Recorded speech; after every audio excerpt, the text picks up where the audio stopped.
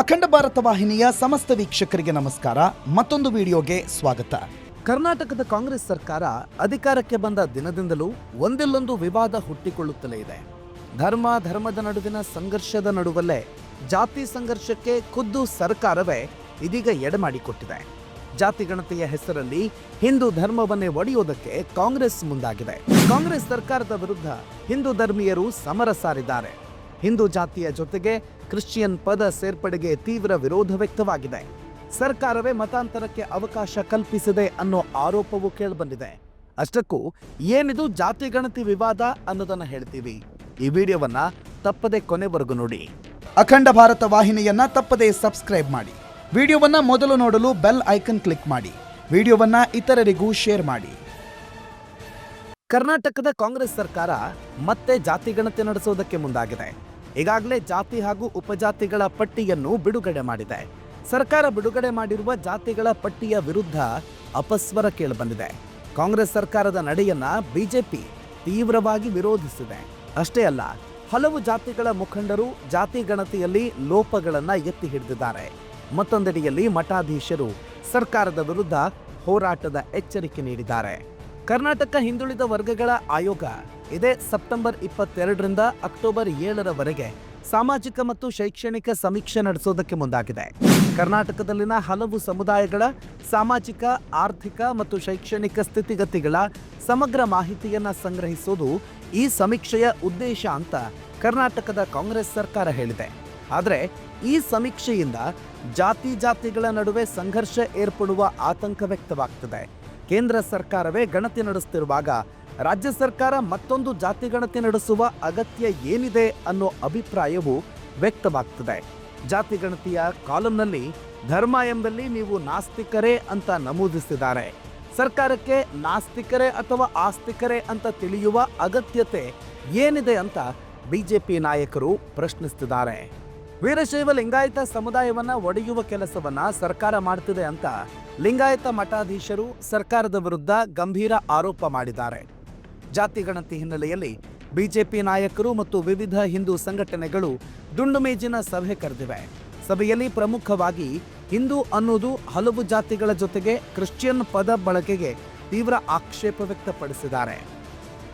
ರಾಜ್ಯ ಸರ್ಕಾರ ಜಾತಿ ಗಣತಿಗಾಗಿ ಬಿಡುಗಡೆ ಮಾಡಿರುವ ಜಾತಿಗಳ ಪಟ್ಟಿಯಿಂದ ಕ್ರಿಶ್ಚಿಯನ್ ಪದ ಬಳಕೆ ಮಾಡಿರೋದನ್ನ ಕೂಡಲೇ ವಾಪಸ್ ಪಡಿಬೇಕು ಅಂತ ಸಭೆಯಲ್ಲಿ ಪಾಲ್ಗೊಂಡಿದ್ದವರು ಆಗ್ರಹಿಸಿದ್ದಾರೆ. ಅಷ್ಟೇ ಅಲ್ಲ, ಜಾತಿ ಗಣತಿಯಲ್ಲಿ ಧರ್ಮ, ಜಾತಿ, ಉಪಜಾತಿ ಕಾಲಂನಲ್ಲಿ ಏನೆಂದು ನಮೂದಿಸಬೇಕು ಅನ್ನೋ ಕುರಿತು ಮತ್ತೊಂದು ಸಭೆ ನಡೆಸಿ ತೀರ್ಮಾನ ಕೈಗೊಳ್ಳಲಾಗುತ್ತೆ ಅಂತ ನಿರ್ಣಯಿಸಲಾಗಿದೆ.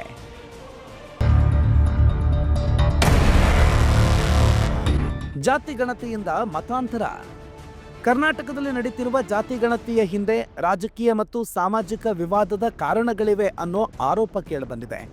ಜಾತಿ ಗಣತಿ ಸಮಾಜದಲ್ಲಿ ಧರ್ಮ, ಜಾತಿ ಮತ್ತು ಗುರುತುಗಳ ಕುರಿತು ಹಲವು ಪ್ರಶ್ನೆಗಳನ್ನು ಹುಟ್ಟುಹಾಕಿದೆ. ಜೊತೆಗೆ ಜಾತಿ ಗಣತಿಯ ಮೂಲಕ ಸರ್ಕಾರ ಮತಾಂತರಕ್ಕೆ ಅವಕಾಶ ನೀಡುತ್ತಿದೆ ಅನ್ನೋ ಆರೋಪವೂ ಕೇಳಿಬಂದಿದೆ. ಅದರಲ್ಲೂ ಹಿಂದೂ ಜಾತಿಗಳ ಜೊತೆ ಕ್ರಿಶ್ಚಿಯನ್ ಹೆಸರು ಸೇರ್ಪಡೆ ಮಾಡಿರೋ ರಾಜ್ಯ ಸರ್ಕಾರದ ಕ್ರಮ ಸರಿಯೇ ಅನ್ನೋ ಪ್ರಶ್ನೆ ಎದ್ದಿದೆ. ಕರ್ನಾಟಕ ಹಿಂದುಳಿದ ವರ್ಗಗಳ ಆಯೋಗ ಕೈಗೊಂಡಿರುವ ಈ ಸಮೀಕ್ಷೆಯಲ್ಲಿ ಕ್ರಿಶ್ಚಿಯನ್ ಸಮುದಾಯದೊಂದಿಗೆ 47 ಉಪಜಾತಿಗಳನ್ನ ಸೇರ್ಪಡೆಗೊಳಿಸಲಾಗಿದೆ.